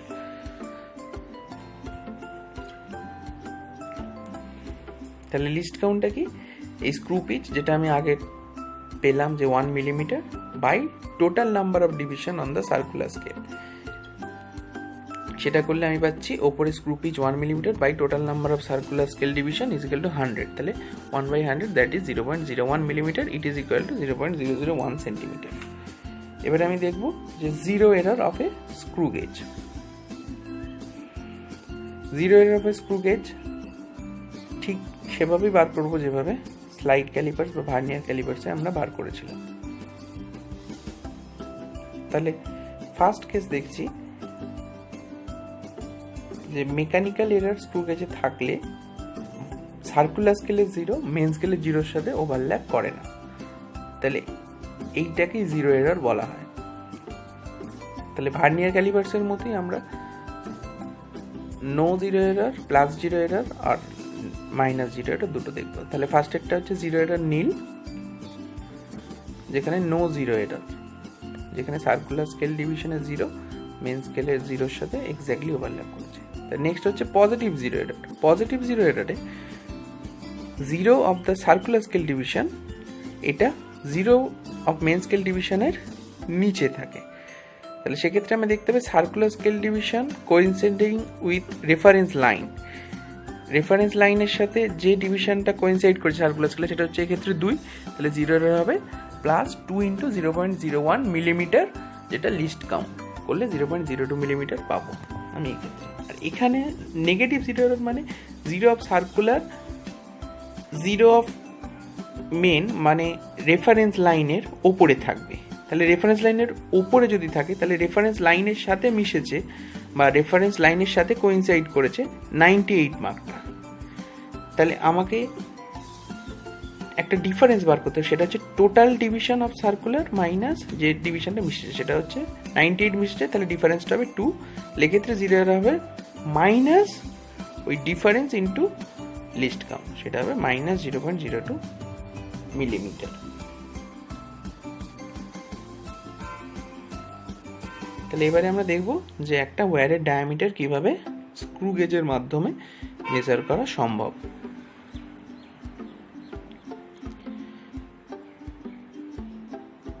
প্রথমেই লিস্ট কাউন্ট আমরা বার করে নিচ্ছি, যেটা হচ্ছে pitch by number of division on circular scale, সেটা আসছে আমার 0.01 মিলিমিটার। এর ক্যালকুলেশনটা আগেই দেখেছি। এবারে জিরো এরর ক্যালকুলেশন। তাহলে এখানে আমরা দেখছি circular scale division coinciding with reference line হচ্ছে 5, তাহলে এখানে জিরো এরর হবে পজিটিভ, তাহলে এটা পাবো প্লাস 0.05 মিলিমিটার। যেহেতু 0 মার্ক অফ সার্কুলার নিচে আছে 0, তাহলে এখানে পজিটিভ এরর হবে। এবারে আমি এ আর বি যে দুটো স্ক্রু তার মাঝখানে আমি ওয়্যারটাকে রাখবো, এই দুটো সাপোর্টের মাঝখানে ওয়্যারটাকে সেট করে দিয়ে আমি দেখব যে ঠিক কোন ডিভিশনটা মেন স্কেলের দেখা যাচ্ছে। যেটা দেখা যাচ্ছে সেটা হচ্ছে মেন স্কেল রিডিং, আর সার্কুলার স্কেল রিডিং হচ্ছে যেটা সার্কুলার স্কেল ডিভিশনের যে রিডিংটা বা যে স্কেলটা রেফারেন্স লাইনের সাথে এক্স্যাক্টলি ওভারল্যাপ করেছে। তাহলে যেমন এক্ষেত্রে দেখো যে স্কেল ডিভিশনটা দেখা যাচ্ছে, লাস্ট যে স্কেল ডিভিশনটা দেখা যাচ্ছে মেন স্কেলে সেটা হচ্ছে 3, আর সার্কুলার স্কেল ডিভিশন যেটা ওভারল্যাপ করেছে রেফারেন্স লাইনের সাথে সেটা হচ্ছে 53। তাহলে সেকেন্ড অবজারভেশনেরটা আমি শুধু বললাম। এরকমভাবে সবকটা অবজারভেশন করে আমি অ্যাভারেজ অবজার্ভ ডায়ামিটার পাবো main scale reading plus circular scale reading into least count করে 3.54 মিলিমিটার। তাহলে ট্রু ডায়ামিটার হবে আগের মতোই, ভার্নিয়ার ক্যালিপার্সের মতোই, অবজার্ভ ডায়ামিটার মাইনাস প্লাস 0.05, যেহেতু এখানে প্লাস 0 এরর আছে, তাহলে ট্রু ডায়ামিটার হবে 3.49 মিলিমিটার। তাহলে এইভাবে আমরা একটা ওয়্যারের ডায়ামিটার, খুব থিন ওয়্যারের ডায়ামিটার মেজার করতে পারি ইউজিং স্ক্রু গেজ।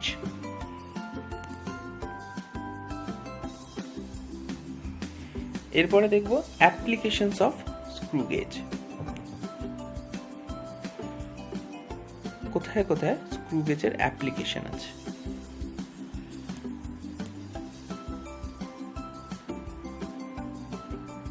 তাহলে screw gauge is used to measure the thickness or gauge of various steel sheets, diameter of disc, cylinders, bars and plugs, thickness of plywoods,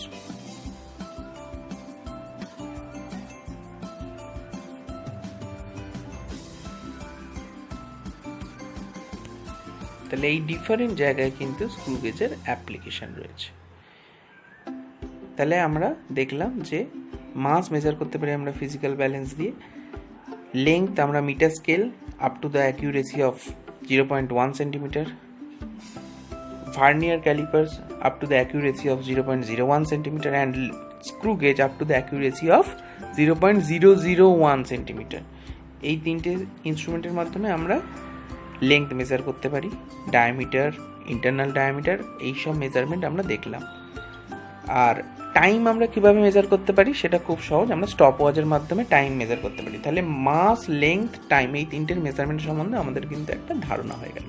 এরপরে আমরা আস্তে আস্তে দেখব যে এই মেজারমেন্টের সময় এরর কিভাবে জেনারেটেড হয়, যেটা কিন্তু খুব ইম্পর্টেন্ট একটা part, not only in physics but also in every science or every scientific experiment. Error in measurements. আমি আগেই বললাম যে যে কোনো মেজারমেন্ট করতে গেলে কিন্তু এরর হতে পারে। তাহলে সেই এররটা কি এবং তার কি ক্লাসিফিকেশন বা একটা এক্সপেরিমেন্টে আমি কিভাবে এরর বার করব সেটা আমরা এখন দেখব। তো ফার্স্টেই যদি আমি ইন্ট্রোডাকশন টু এররে বলি তাহলে আমি বলতে পারি the difference between the true value and the measured value of any physical quantity is known as error of the measurement. Now what are the classification of errors? Errors May arise from different sources.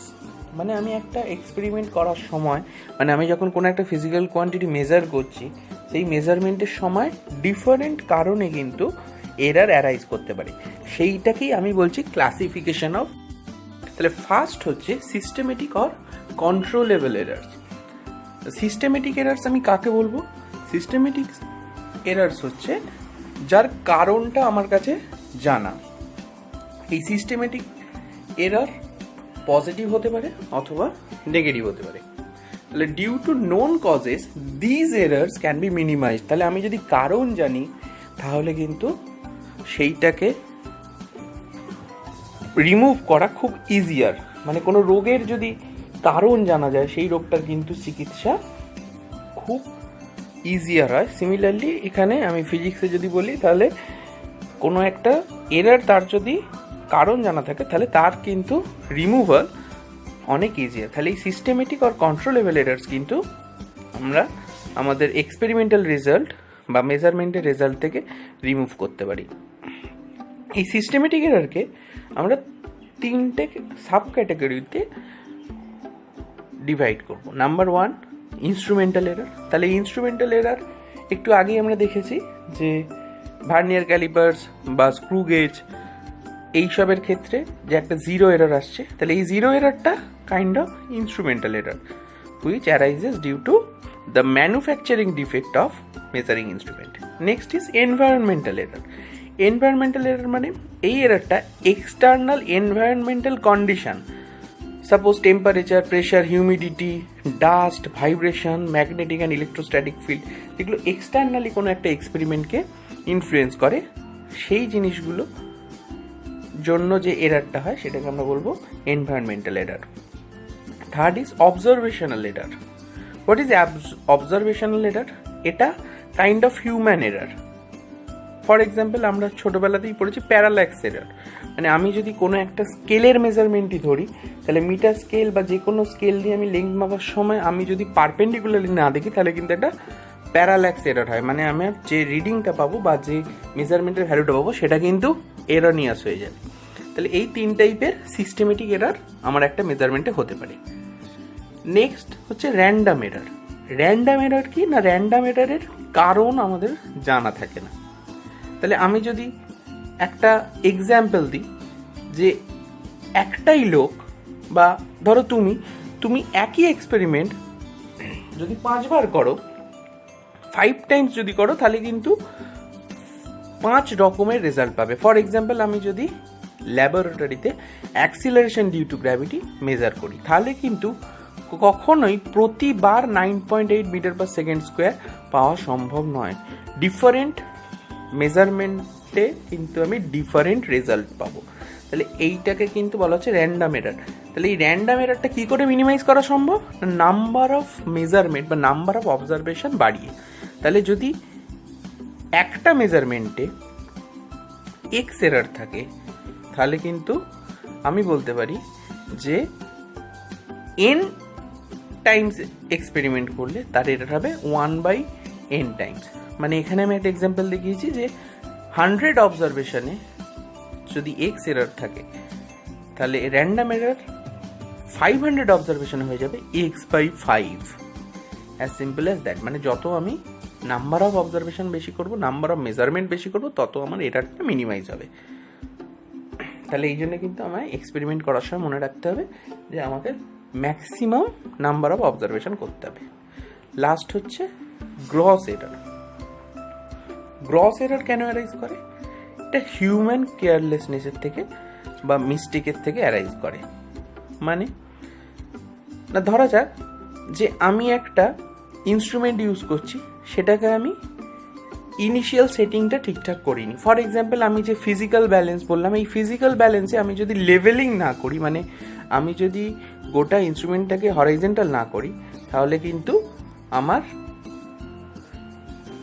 ইনস্ট্রুমেন্টটা ভুল result দেবে। এইগুলো কিন্তু মাথায় রাখতে হবে।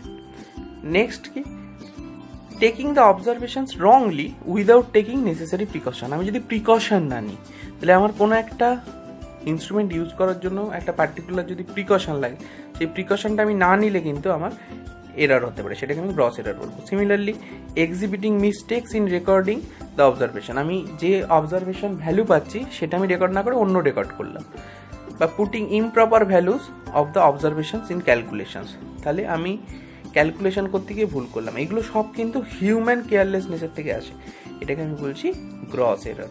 তাহলে এইটাকে minimise করার জন্য খুব সিনসিয়ারলি এক্সপেরিমেন্ট করলে এই টাইপের এরর কিন্তু মিনিমাইজ হতে পারে। এবারে আমরা দেখছি যে রিপ্রেজেন্টেশন অফ এরর। তাহলে একটা এররকে, এক্সপেরিমেন্টাল একটা এররকে কী করে রিপ্রেজেন্ট করব না, আমি প্রথমে যেটা বলেছিলাম যে যদি কোনো একটা ফিজিক্যাল কোয়ান্টিটিকে ধরে নিয়ে আমি n টাইমস মেজার করছি এবং তার জন্য ভ্যালু পাচ্ছি a1 a2 a3 dot dot dot dot an, তাহলে এই n নাম্বার অফ ভ্যালুস পাচ্ছি আফটার n মেজারমেন্ট। তাহলে এরিথমেটিক মিন কত হবে, যে am যদি লিখি তাহলে a1 plus a2 plus dot dot dot dot an by n। তাহলে এই a1 a2 a3 এগুলো সব কিন্তু নাম্বার, মানে 1 2 3 4 এরকম, বা 1.2 1.3 যে কোনো একটা নাম্বার। তাহলে এগুলো একটা নাম্বার, তার অ্যাভারেজ নিলে আমি পাবো অ্যাভারেজ ভ্যালু আর arithmetic mean of that physical quantity. তাহলে এটাকে আমি এই সামটাকে, এটা যে একটা সাম হচ্ছে, এই সামটাকে আমি এরকম সামেশন ফর্মে লিখতে পারি, sum over i is equal to 1 to n ai। তার মানে এখানে আইটা 1 থেকে শুরু হবে, শেষ হবে n এ, দিয়ে a1 plus a2 plus a3 plus dot dot dot dot an। তাহলে এই i এর জায়গায় যদি আমি 1 বসাই তাহলে হচ্ছে a1, 2 বসালে a2, 3 বসালে a3, এরকম করতে করতে n অবধি বসাবো, বসিয়ে সবকটা অ্যাড হবে। এটাই হচ্ছে এই সামেশন চিহ্নের মানে। তাহলে বাই n আছে, সেইটার জন্য গায়ে একটা 1/n। তাহলে এখানে প্রত্যেকটা মেজারমেন্টে কত কত এরর হয়েছে সেটাকে আমি বলবো অ্যাবসলিউট এরর। মানে ফর ফার্স্ট মেজারমেন্ট যদি আমি ডেল্টা a1 ধরি, তাহলে আমার কারেক্ট ভ্যালু আর অ্যাভারেজ ভ্যালু, যে রেজাল্ট আমি পাবো তার অ্যাভারেজ ভ্যালুটা হচ্ছে am, আর ফার্স্ট মেজারমেন্টে ভ্যালু পেয়েছি আমি a1, তাহলে ডেল্টা a1 হবে am মাইনাস a1। সেকেন্ড মেজারমেন্টে এরর হবে বা অ্যাবসলিউট এরর হবে am minus a2। Similarly nth মেজারমেন্টে এরর হবে delta an is equal to am minus an। এগুলো সব কিন্তু অ্যাবসলিউট এরর। তাহলে যেরকম আমি এরিথমেটিক মিন অফ ভ্যালুজ করেছি, সিমিলারলি কিন্তু আমার এরিথমেটিক মিন অফ এরারসও করতে হবে, করলে আমি অ্যাভারেজ এরারটা পাবো। তাহলে এই যে ডেল্টা এ, সেইটা কিন্তু আমার absolute error in the measurement of that physical quantity. তাহলে এইটা কিন্তু আমাকে খুব সন্তর্পণে মাথায় রাখতে হবে। নেক্সট, রিলেটিভ আর ফ্র্যাকশনাল এরার। রিলেটিভ আর ফ্র্যাকশনাল এরার কি না, আমি যে অ্যাবসলিউট এরার পেলাম, এই absolute error by mean value, মানে অ্যাবসলিউট এরার আমি পেয়েছি delta a mean by mean value মানে am, যেটা আমি ভ্যালুগুলোর অ্যাভারেজ করে পেলাম। তাহলে এইটাকে বলা হচ্ছে রিলেটিভ আর ফ্র্যাকশনাল এরার। আর পার্সেন্টেজ এরার হচ্ছে যে রিলেটিভ আর ফ্র্যাকশনাল এরার বললাম, তার সাথে জাস্ট 100 মাল্টিপ্লাই করলে আমি পেয়ে যাব পার্সেন্টেজ এরার। এবারে আমি কোনো একটা ম্যাথমেটিক্যাল ইকুয়েশনে কিভাবে এরার প্রোপাগেট করে সেটা দেখব। তার ধরে নিচ্ছি আমি একটা mathematical expression x is equal two a plus b, তাহলে এর ম্যাক্সিমাম পসিবল এরার হবে in the measurement of x, delta x is equal to delta a plus delta b।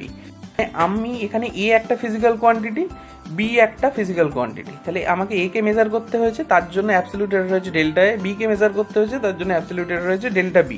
তাহলে টোটাল এরার হবে in the measurement of x, delta x is equal to delta a plus delta b। মানে দুটো মেজারমেন্টের এরারকে আমি add করব, এটা হচ্ছে maximum permissible error or just simple absolute error or total absolute error in the measurement of x. Similarly x যদি a minus b হয়, তাহলে আগের এক্সপ্রেশন থেকে মনে হতেই পারে যে ডেল্টা x হবে delta a minus delta b, but সেটা কিন্তু হবে না, কারণ আমাকে এখানে ম্যাক্সিমাম পারমিসিবল এরার বার করতে হবে। মানে a মাইনাস b হোক, a প্লাস b হোক, যাই হোক, আমি মেজার করেছি a আর b, তাহলে সেই দুটো মেজারমেন্টের জন্য এরারকেই আমায় অ্যাড করতে হবে। তাহলে ডেল্টা এক্স হবে delta A plus delta B, independent of this sign, whether it is plus or minus. তাহলে সিমিলারলি যদি X is equal to A by B হয়, তাহলে এক্ষেত্রেও কিন্তু ডেল্টা এক্স হবে delta A plus delta B, independent of sign. তাহলে এখানে fractional এরারটা হয়ে যাবে delta X by X is equal to delta A by A plus delta B by B. এক্ষেত্রেও কিন্তু তাই, এক্ষেত্রে কিন্তু তাই যে delta A by delta B নয়, এটা হবে delta A by A plus delta B by B. Next যদি X is equal to A to the power N হয়, তাহলে ম্যাক্সিমাম পসিবল ফ্র্যাকশনাল এরার কত হবে? এই এন টাইমস মেজার করেছি এ টু দি পাওয়ার এন আছে বলে, তাহলে এনটা কোএফিসিয়েন্ট হয়ে যাবে, হয়ে ডেল্টা এ বাই এ হবে। সিমিলারলি এক্স ইজিক্যাল টু যদি A to the power N B to the power M by C to the power P হয়, তাহলে ম্যাক্সিমাম পসিবল ফ্র্যাকশনাল এরার হবে delta X by X is equal to N times delta A by A, মানে N times fractional error in measurement of A plus M times delta B by B, মানে M times fractional error in the measurement of B plus P delta C by C, that is P times fractional error in the measurement of C. Next, if x is equal to log A, then the maximum possible fractional error will be delta x by x 1 by x delta A by A. এটা কিন্তু একটা নতুন জিনিস, এটাকে মাথায় রাখতে হবে। এখানে 1 বাই এক্সটাই থাকবে, এখানে কিন্তু এখানে যেমন ডেল্টা এ বাই এ হচ্ছিল বা ডেল্টা বি বাই বি হচ্ছিল, সেটা না হয় delta X by X is equal to 1 by X times delta A by A হবে।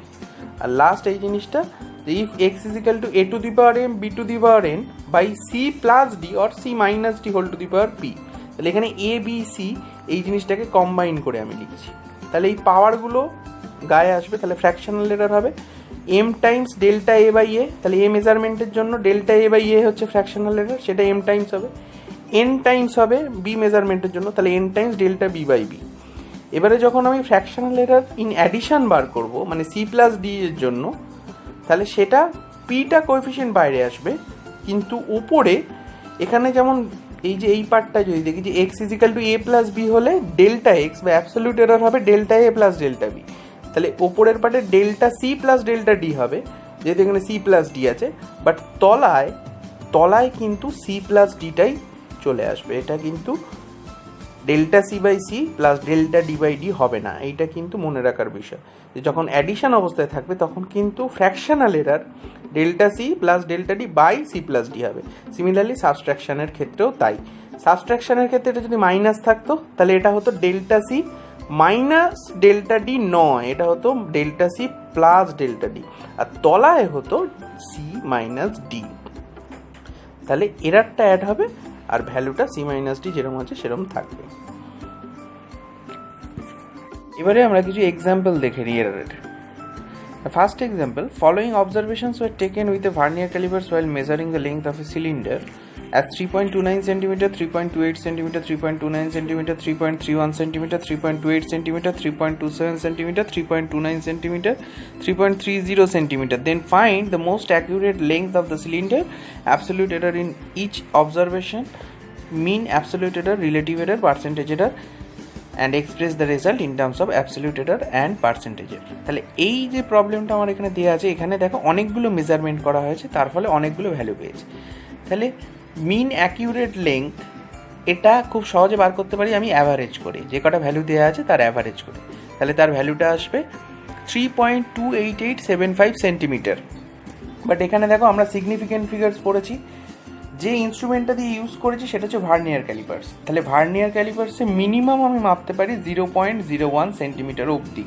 তাহলে দেখো প্রত্যেকটা রেজাল্ট কিন্তু পয়েন্টের পরে 2 ঘর, মানে সেকেন্ড ডেসিমাল প্লেস অবধি আছে, তাহলে এখানে পয়েন্টের পরে 5 ডিজিটস আছে, that is 5 decimal place. But যেহেতু এই ইনস্ট্রুমেন্টটা দিয়ে আমি 0.01 থেকে ছোট লেংথ মাপতে পারি না, তাহলে আমি কিন্তু এই 5 ডেসিমাল প্লেস অবধি নিতে পারবো না, আমার এটাকে অ্যাপ্রক্সিমেট করতে হবে, রাউন্ডিং অফ করতে হবে, যে রাউন্ডিং অফের নিয়মগুলো আগে বলেছি সেই রাউন্ডিং অফের নিয়ম অনুযায়ী এটাকে রাউন্ড অফ করতে হবে up to second decimal place, that is পয়েন্টের পরে 2 ডিজিট, তাহলে এটা রাউন্ড অফ করলে আসবে 3.29 সেন্টিমিটার।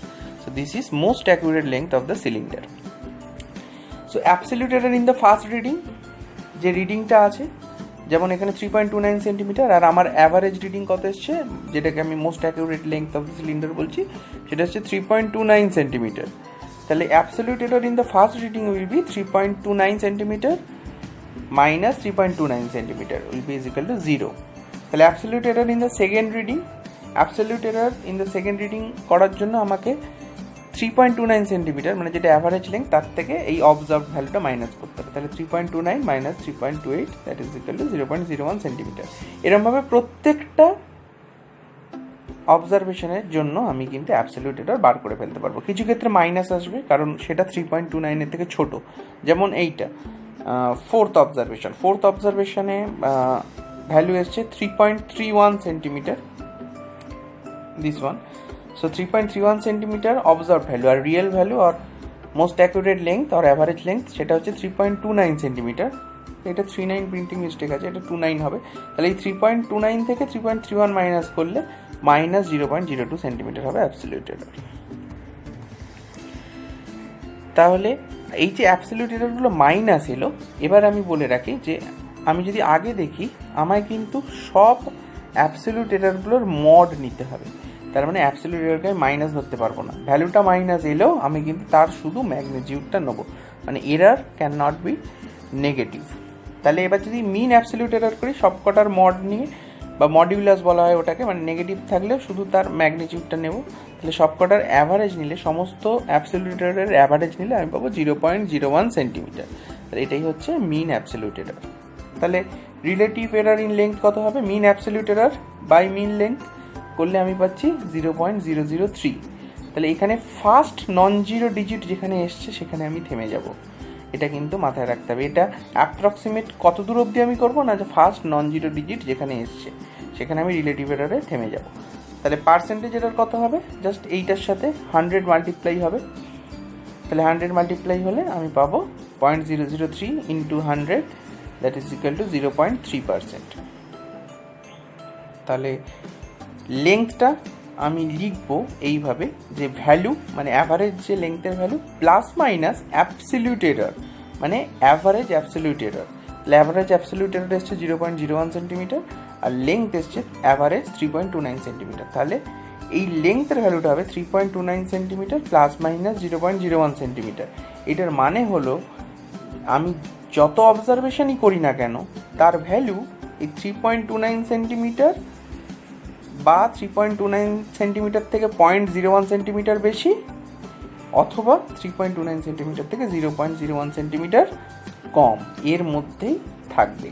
তাহলে পার্সেন্টেজ এররে যদি আমি লিখি তাহলে এটা হবে 3.29 সেন্টিমিটার প্লাস মাইনাস 0.3%।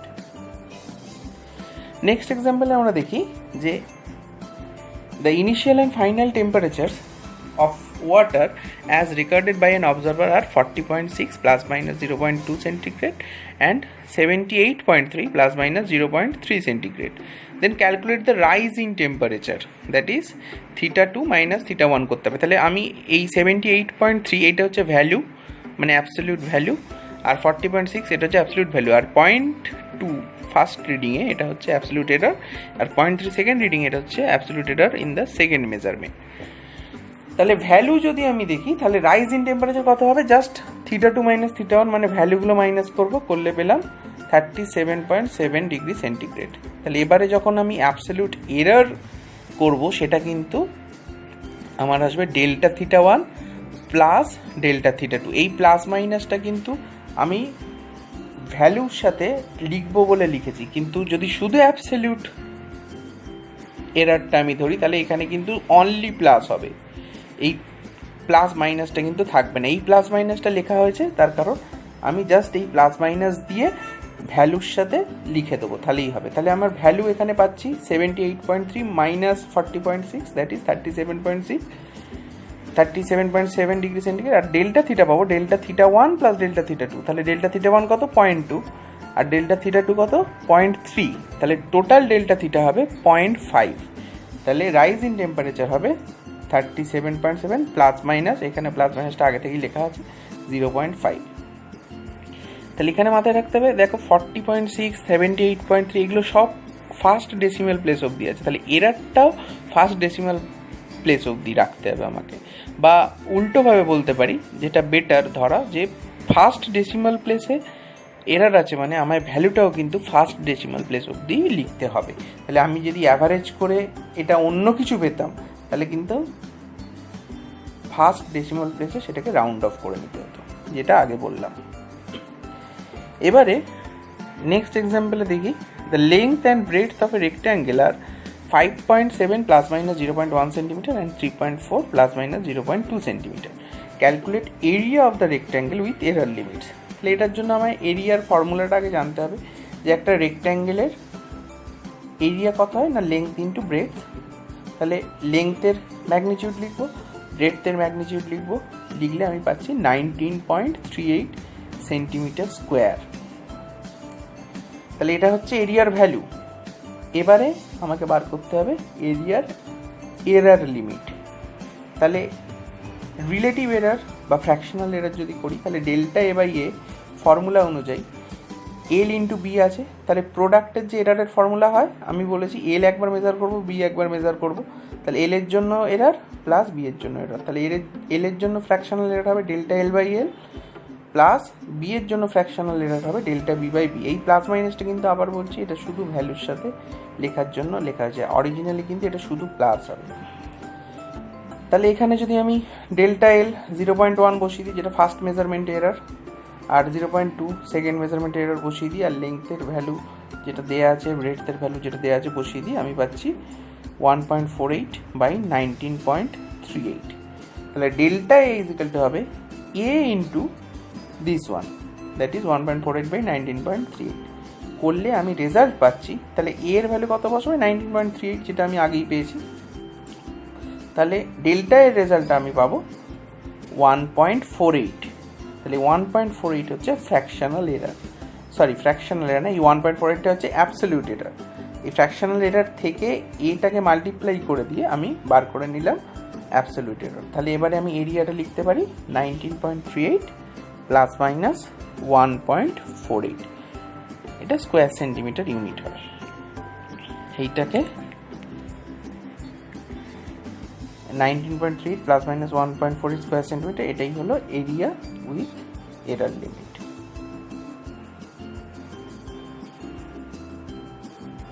এই এক্সাম্পলটায় বলা আছে the side of A cube is 2.00 plus minus 0.01। দেখো এখানেই একটা দেখার জিনিস যে এখানে আমি 2 প্লাস মাইনাস 0.01 না লিখে কিন্তু 2.00 লিখেছি। তাহলে আমি সিগনিফিকেন্ট ফিগার্সের কনসেপ্ট থেকে জানি যে পয়েন্টের পরে 0 থাকলে সেটা কিন্তু সিগনিফিকেন্ট হয়। তাহলে এখানে টোটাল 3 সিগনিফিকেন্ট ফিগার্স। তাহলে এখানে কেন আমি 3 সিগনিফিকেন্ট ফিগার্স অব্দি লিখেছি, পয়েন্টের পরে 2 0 কেন লিখলাম না, এরারটা অ্যারাইজ করেছে সেকেন্ড ডেসিমাল প্লেসে, মানে ফার্স্ট নন জিরো এরার আছে সেকেন্ড ডেসিমাল প্লেসে। তাহলে 2.00 প্লাস মাইনাস 0.01 আমায় লিখতে হবে। এটা 2 প্লাস মাইনাস 0.01 লিখলে কিন্তু ভুল লেখা হয়ে যাবে, মানে সেটা সাইন্টিফিক রাইটিং হবে না। তাহলে এই সাইডের কিউবের ভলিউম আর সারফেস এরিয়া আমাকে বার করতে হবে। কী করে বার করবো না, ভলিউম আমি জানি কিউবের, সাইড অফ কিউবের কিউব নিলেই হয়ে যাবে। তার মানে এ যদি সাইড অফ কিউব হয় তাহলে ভি ইজ ইকুয়াল টু হবে এ কিউব। তাহলে ভ্যালুটা আসবে যেহেতু 2 আছে তাহলে 8। তাহলে এবার fractional error in volume delta V by V. তাহলে এরারের যে ফর্মুলা সেখান থেকে আমি জানি যে এক্সপোনেন্টটা আছে যেটা 3 সেটা গায়ে চলে আসবে, কোএফিসিয়েন্টে চলে আসবে, আর ডেল্টা এ বাই এ। তাহলে ডেল্টা এ মানে কত 0.01, এটা অ্যাবসলিউট এরার যেটা প্লাস মাইনাস অবস্থায় লেখা থাকে। তাহলে অ্যাবসলিউট এরার আমি 0.01 লিখে দিলাম বাই 2.00 হচ্ছে ভ্যালু। তাহলে ডেল্টা ভি কত হবে, জাস্ট ভি দিয়ে মাল্টিপ্লাই হবে। তাহলে ভি দিয়ে মাল্টিপ্লাই করলে আমার এখানে আসবে 3v delta A by A. তাহলে 3টা থাকলো, ভি এর জায়গায় আমি 8 বসালাম, আর ডেল্টা এর জায়গায় 0.01 যেরকম বলেছি, আর বাই 2 করলে আমি ভ্যালু পাচ্ছি 0.12 সেন্টিমিটার কিউব। তাহলে ভলিউম হবে 8.00 প্লাস মাইনাস 0.12 সেন্টিমিটার কিউব। তাহলে যেহেতু এটা আবার সিগনিফিকেন্ট ফিগার্সের রুল অনুযায়ী যেহেতু 3 সিগনিফিকেন্ট ফিগার্স আছে সাইড অফ কিউবে, তাহলে আমরা কিন্তু ভলিউমও 3 সিগনিফিকেন্ট ফিগার্স অব্দি লিখতে হবে। তাহলে এবার সারফেস এরিয়া 6a স্কোয়ার, সেখান থেকে ভ্যালু পেয়ে যাব আমি 24। আর সিমিলারলি যেরকমভাবে ভলিউম করেছি সেরকমভাবেই আমি ডেল্টা এ বাই এ করে সেখান থেকে ডেল্টা এর ভ্যালু পেয়ে যাব। পেয়ে গেলে আমি এরিয়া পাবো 24.0 প্লাস মাইনাস 0.24। এখানেও কিন্তু 3টে সিগনিফিকেন্ট ফিগার্স অব্দি। তাহলে আশা করছি এরারের এই কনসেপ্ট তোমাদের ক্লিয়ার হয়ে গেছে। আরও বেশি করে প্রবলেম প্র্যাকটিস করো, তাহলে কিন্তু আরও ক্লিয়ার হয়ে যাবে। Thank you for watching.